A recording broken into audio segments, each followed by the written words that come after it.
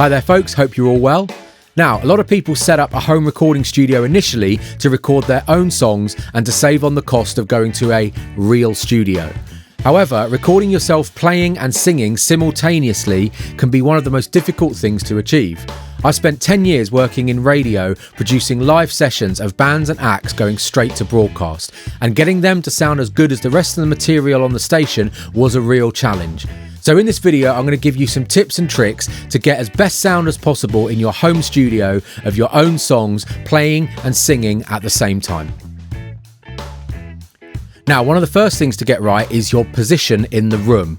I'm in a nice treated room here, and this is a really good place for me to play and it sounds really good. However, your room might not be treated, and one of the best things you can do is simply to play in different parts of your room, in the corners, in the middle, down the sides, and listen to how it sounds in the room. You could even try recording yourself on one mic or even on your phone to see how it sounds and how the instruments react to those different places. Obviously, you've got to consider whether you can access the controls of your DAW or whatever recording device you can use, and you might even be able to see here that I've got an additional keyboard and mouse for when I'm recording drums or guitar down here so that I can operate the computer, which is down that end of the room. Once you've got this sorted, you need to move on and choose what mics are the best for you. Now, you will need at least 2 microphones to record an acoustic guitar and a vocal. Ideally, you need 3 because you would want to be recording the guitar in stereo. However, a lot of audio interfaces that people have in home studios only have 2, and 2 will do absolutely fine. Now, I'm not going to be discussing DIing an acoustic guitar.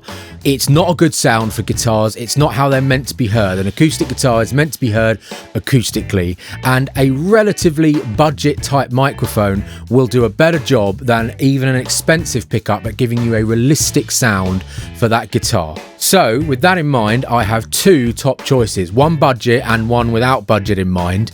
And that is the Rode NT5 or the NT55. The 55 just has a couple of additional switches on it, but they're actually the same mic. And the Neumann KM184. The Rode NT5, a pair of those will set you back around £350 to £400. The KM184s will cost you around £700 to £1,000 depending where you buy them from. That's for a pair. They are really good guitar mics. However, a lot of other condenser mics will do a really fantastic job. So see what you can get your hands on and try them out. For vocals, you want a mic that is aimed at vocals. Now, there are lots of choices here, but if you can get hold of one that allows you to do a figure 8 pattern instead of cardioid, that will be so much better for recording yourself playing and singing together, as we'll find out in a minute. Now, my top choices for this are the excellent Aston Spirit and the equally excellent Rode NT2A, which I'm using here at the moment. Now, if you can't get your hands on a mic that will allow you to do figure 8, try and get one that will do super or hyper cardioid, much like one of my favourites, the Audio-Technica BP40 or the Shure SM7B, which although cardioid has a very tight cardioid pattern. And some other choices could include the Rode S1, which is actually a stage condenser microphone designed for handheld use, but is very good for vocals in the studio in these circumstances. If budget is no worry, you could of course go for one of the kings of all recording studios, the AKG C414. However, in a home studio, the budget for this might not cover it. So why do you want a figure 8 pattern on your vocal mic or a hyper or super cardioid pattern for that matter? It's because the guitar that you're going to be playing is going to be picking up in the guitar mic, but it is also going to be bleeding into that vocal mic a lot. If you have a cardioid pattern on your mic, that cardioid pattern is going to be picking up largely everything that's in front of the mic, including that guitar. Even though it's going to be down here, it is going to be radiating into that mic. If you use a figure 8 pattern rejects almost everything depending on the mic you get, but it's usually a lot from the sides. So you get a kind of bulb in front and behind, but from anything down here or at the sides or up there, it rejects extremely well. And I'm just going to give you a little demo of that now by recording some guitar on cardioid pattern with this and on figure 8. The guitar mic is not even going to be turned on for this. So this mic is now on cardioid mode. It's in the position I would have it when recording, so let's see how much of the guitar it picks up.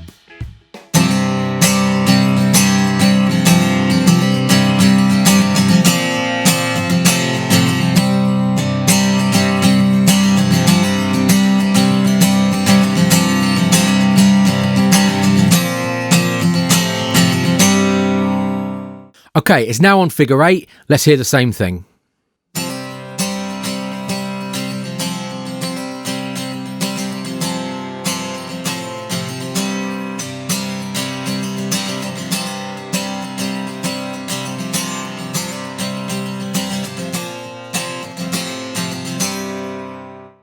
You can see just on the waveforms that have been recorded that the figure 8 gives a much better rejection of the sound coming from the guitar, but allows you to still get a nice full vocal sound. The only downside of this is whatever is behind the mic needs to not affect the sound. So if you've got a noisy computer or a window or anything, any part of the room that doesn't sound as good, it's going to pick that up as well. And so something like an SE reflection filter would really help there. Now, if you're recording vocals, you obviously need to use a pop shield. I've got this silly little cheap one on here at the moment, but that's because I'm filming and you need to see my face. Well, that's debatable.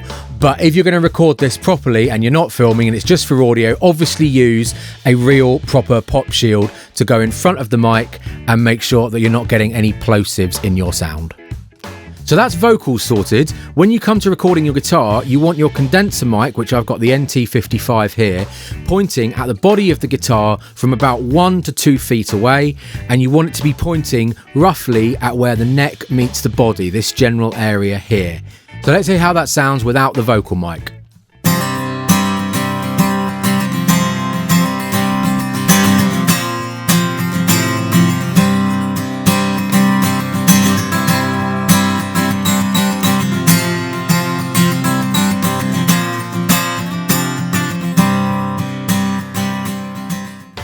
So that's how it sounds with one mic for vocal and one mic on the guitar. But if we were recording that guitar in the studio by itself, I would definitely be doing that in stereo. So let's do one with that as well, using the Neumann KM184s on a stereo bar, and they're in a rough XY position. And I'm going to aim them at the same place I aim the mono mic, but I'm going to go with the center line of these, aiming at that point where the neck meets the body. So we'll have a nice wide spread of the guitar.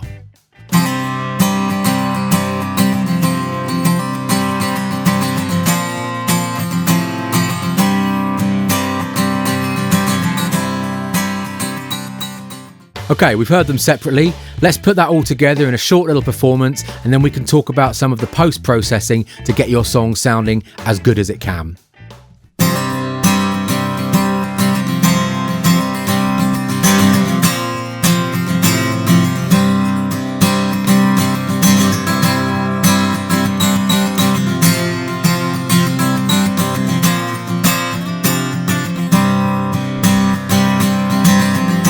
You can walk 1,000 empty shores, you can catch 1,000 breaking waves.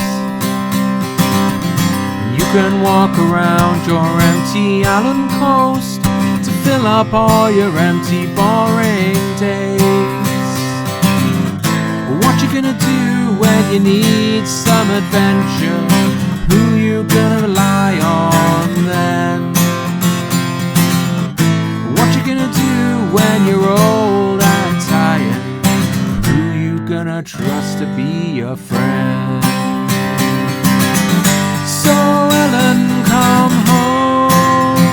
I am ready, I am waiting for you. So Ellen, come home.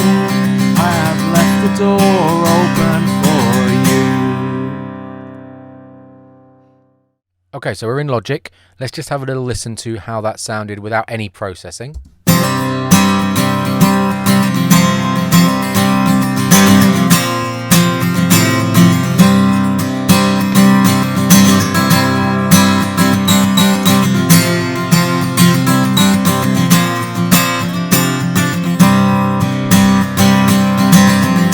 You can walk 1,000 empty shores, you can catch 1,000 breaking waves. Okay, nice clean guitar sound, nice clean vocal sound, but let's see if we can get a bit more energy and a bit more sparkle into it.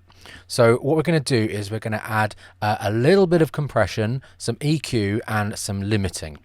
So let's start with just the guitar. So let's just solo that, and then we're going to come over to the guitar and we're going to put a bit of compression on it first. Now I'm going to use all stock Logic plugins for this, but if you've got any nice ones, you can use those as well.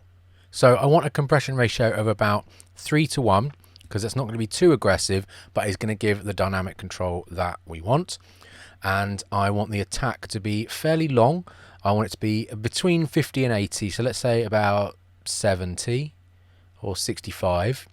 And I want the release to be about 150. Okay, I'm going to leave the knee where it is. So I'm just going to bring my threshold down as we go.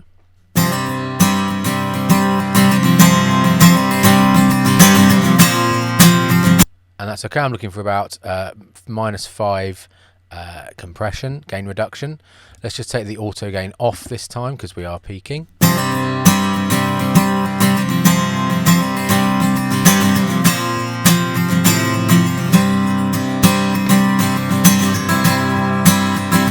Okay, sounds great.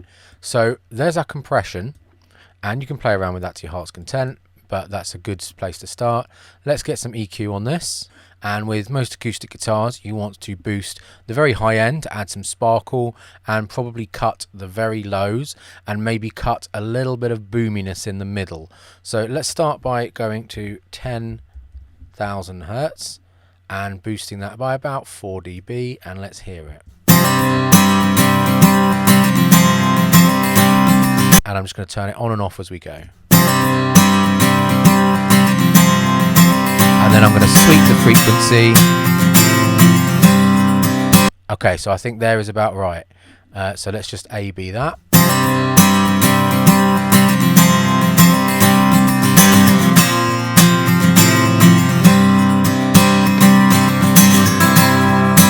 Okay, and we're going to cut the very lows, so from about 50 down. And I'm just going to do it to 50 to start off with, and then we're going to listen and move it.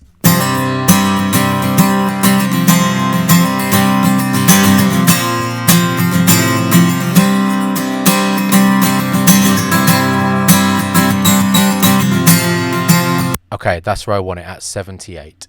And then there's a little bit of boominess in the middle, so we're going to sweep to find where that is and then just cut it. So I'm going to boost all the way, narrow my Q, and then I'm just going to sweep quickly up and down.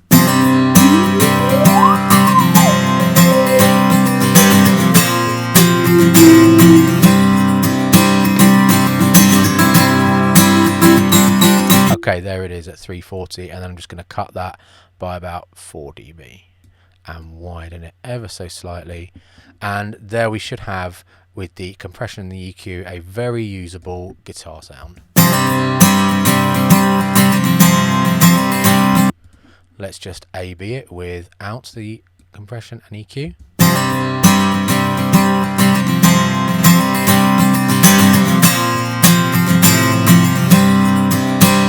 Okay, fantastic. Now let's have a look at the vocals. So we're going to do exactly the same for the guitar, a little bit of compression, a little bit of EQ. So let's get some compression on there. We're going to go for around 3:1 again and take it off auto gain, although we may put it on if we feel that the volume needs it. There is actually a Waves plugin called Vocal Rider, which obviously I'm not going to use here because I'm just using stock, but if you can get Vocal Rider on one of the Waves deals, it is a seriously useful plugin for keeping a vocal level even. You can walk 1,000 empty shores, you can catch 1,000 breaking waves. You can walk 1,000 empty. Okay, that sounds fantastic. And let's just get a bit of EQ. Now with EQ with vocals, I quite often go for Logic's presets. So I'm going to go for male vocal 1 and have a listen to that. You can walk 1,000 empty shores. That has made it beautifully bright. There's just a bit too much bass in that for me. So I'm just going to cut that a tiny amount, and I think I'm just going to duck this 4 dB down to 3, and this one down to 2, so it's not as bright, especially since the guitar has bled into the mic as well, because it's really prominent in this 2 to 5k range. So let's just solo the vocals and listen to that. You can walk 1,000 empty shores, and without, you can catch 1,000 breaking waves. Okay, fantastic. Now, if we're gonna, you can spend some time mixing these two levels together. It actually matters quite a lot, even though there's just 2 instruments. And don't be afraid to automate and cut and use different leveling techniques. But the last thing we're going to do is just add some limiter on here. So I'm going to go for dynamics again, go to limiter, and I want my release to be super quick on this, my output level to just be ducked just under peak, and then all I'm going to do is play it and raise my gain and try and get around 3 dB reduction on the very high peaks and try and get some overall level increase on here.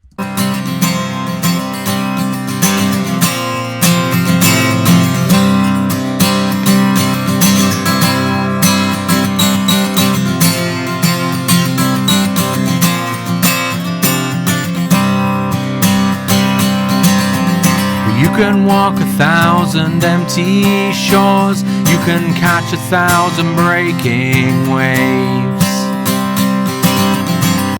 Okay, that sounds absolutely fantastic. Now you can add things like exciter and sub bass if you like. I'm not going to. I think it will mess up this quite nice, honest recording. The only thing left to do, if you want, is to add some reverb, and that is up to you what reverb you want to do. Let's just do a really quick one. So I'm going to create my new auxiliary channel.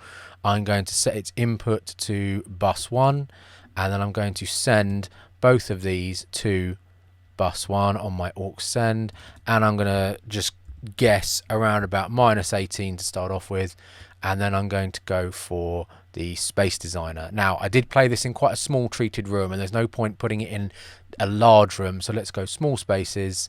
Let's go for about a little room. There we go.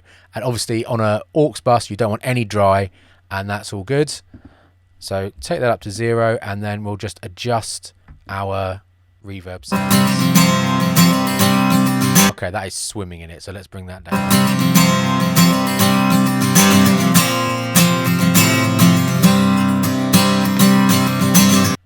Okay, that sounds really quite nice. I think you could probably do with a little bit longer on the reverb, maybe about 800 here.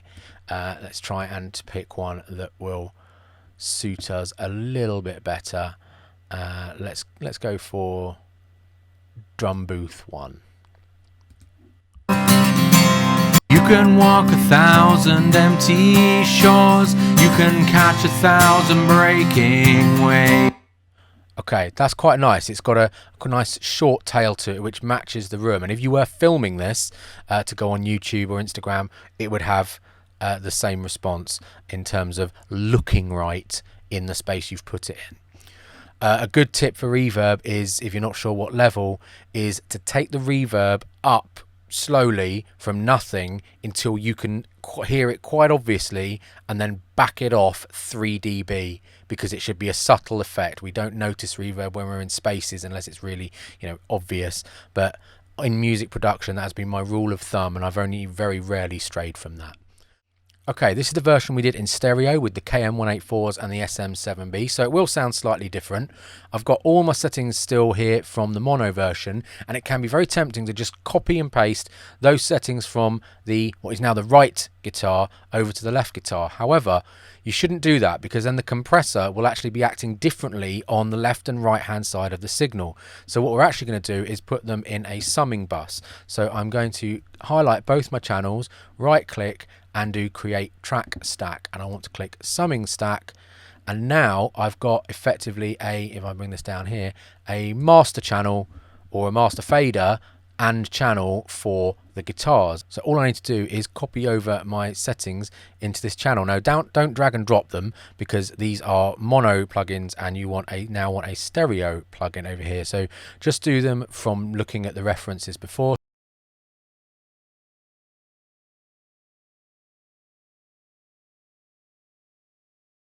So now I can take these off of here, if you've done this in mono and then going over to stereo. And then of course I'm going to pan hard left and hard right because we had the mics very close together. If we'd have done a spaced pair, we could have brought that slightly further in. So let's just hear that guitar by itself in stereo. So it's currently both pans center, and I'll pan it as we go so you can hear the stereo image spread.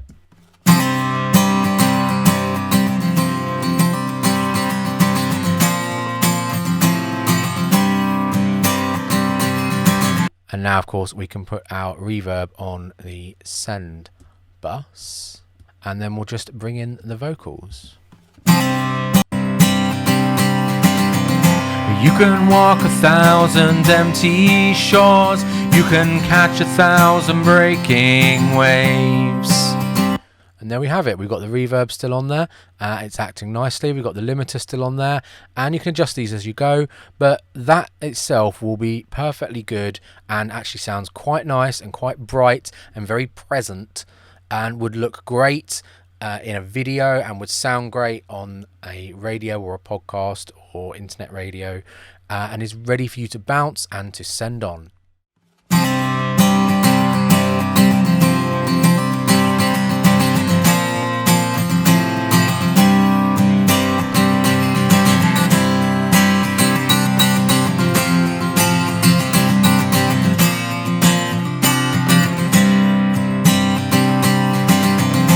You can walk 1,000 empty shores, you can catch 1,000 breaking waves,